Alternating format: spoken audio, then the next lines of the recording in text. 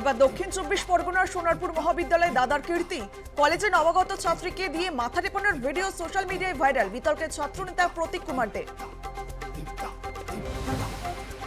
আমাকে শারীরিক ও মানসিকভাবে হেনস্থা করছিল প্রতীক কুমার দে। তারপরে প্রতীককে বিভিন্ন রকম দায়িত্বভার কেন, প্রশ্ন তুললেন কলেজেরই প্রাক্তনী তথা তৃণমূলের কাউন্সিলর পাপিয়া হালদার। কসবাকাণ্ডের প্রেক্ষিতে তৃণমূলকে ফের নিশানা শুভেন্দু অধিকারীর, কলেজে কলেজে ভাইপো গ্যাং চলছে, দেখুন ভাইপো গ্যাং কারা, ছবি দেখিয়ে সাংবাদিক সম্মেলন শুভেন্দু অধিকারী। এসএসসি নিয়োগ প্রক্রিয়ায় ফের জটিলতা, বিচারপতি সৌগত ভট্টাচার্যের সোমবারের নির্দেশকে চ্যালেঞ্জ করে ডিভিশন বেঞ্চের দ্বারস্থ চাকরিহারাদের একাংশ।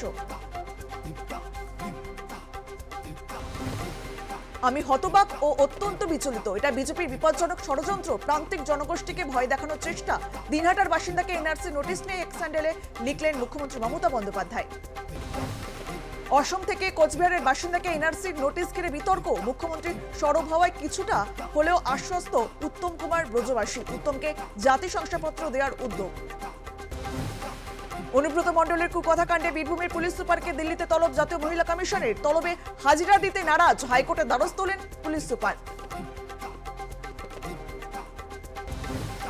তৃণমূলের যোগদান জল্পনার মধ্যেই সল্টলেকে বিজেপি দপ্তরে রাজ্য বিজেপির প্রাক্তন সভাপতি দিলীপ ঘোষ। আমরা সবাই পদ্মফুল, দিলীপের সঙ্গে বৈঠকের পরে বার্তা শ্রমিক ভট্টাচার্যের।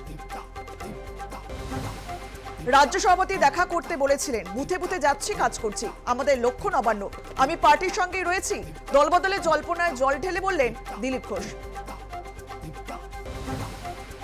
আর্যিকরের নৃশংস ঘটনার 1 বছর, 8ই আগস্ট রাস্তায় রাত জাগার ডাক দিলেন West Bengal junior doctors front.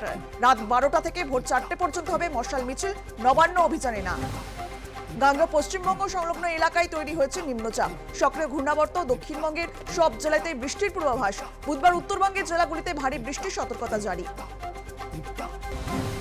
দেশে ফিরতে চলেছে হাসিনা, ভারতের সঙ্গে সম্পর্ক ভালো করতে উদ্যোগী বাংলাদেশ। এদিকে ঘুরপাতে এনআরসি আশঙ্কা করছে শাসক দল পশ্চিমবঙ্গে, দেখুন জনমত আজ সন্ধ্যে 7টায়।